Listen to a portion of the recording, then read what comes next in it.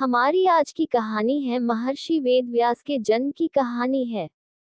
प्राचीन काल में सुधन्वा नाम के एक राजा थे। वे एक दिन आखेट के लिए वन गए।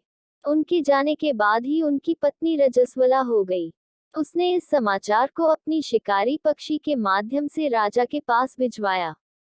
समाचार पाकर महाराज सुधन्वा ने एक दोने में अपना वीर्य निकालकर पक्षी को दे दिया। पक्षी उस दोने को राजा की पत्नी के पास पहुंचाने आकाश में उड़ चला। मार्ग में उस शिकारी पक्षी को एक दूसरी शिकारी पक्षी मिल गया।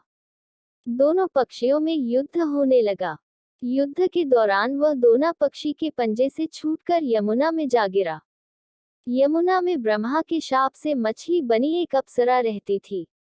मछली रूपी अप्सरा दोने में बहते हुए वीर्य को निगल गई तथा उसके प्रभाव से वह गर्भवती हो गई। गर्भ पूर्ण होने पर एक निषाद ने उस मछली को अपने जाल में फंसा लिया। निषाद ने जब मछली को चीरा तो उसके पेट से एक बालक तथा एक बालिका निकली। निषाद उन शिशुओं को लेकर महाराज सुधन्वा के पास गया। महाराज सुधन्वा के पुत्र न होने के कारण उन्होंने बालक को अपने पास रख लिया, जिसका नाम मत्स्यराज हुआ। बालिका निषाद के पास ही रह गई और उसका नाम मत्स्यगंधा रखा गया, क्योंकि उसके अंगों से मछली की गंध निकलती थी। उस कन्या को सत्यवती के नाम से भी जाना जाता है। बड़ी होने पर वह नाव खेने का कार्य करने लगी। एक बार पाराशर मुनि को उसकी नाव पर बैठकर यमुना पार करना पड़ा। पाराशर मुनि सत्यवती रूप सौंदर्य पर आसक्त हो गए और बोले, देवी, मैं तुम्हारे साथ सहवास करना चाहता हूँ।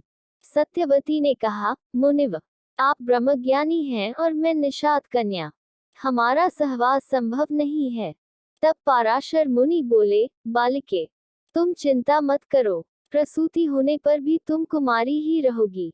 इतना कहकर उन्होंने अपने योगबल से चारों ओर घने कोहरे का जाल रच दिया और सत्यवती के साथ भोग किया। तत्पश्चात उसे आशीर्वाद देते हुए कहा, तुम्हारे शरीर से जो मछली की गंध निकलती है वह सुगंध में परिवर्तित हो जाएगी।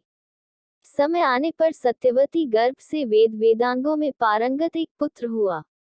जन्म होते ही वह बालक बड़ा हो गया और अपनी माता से बोला, माता, तू जब कभी भी विपत्ति में मुझे स्मरण करेगी, मैं उपस्थित हो जाऊंगा।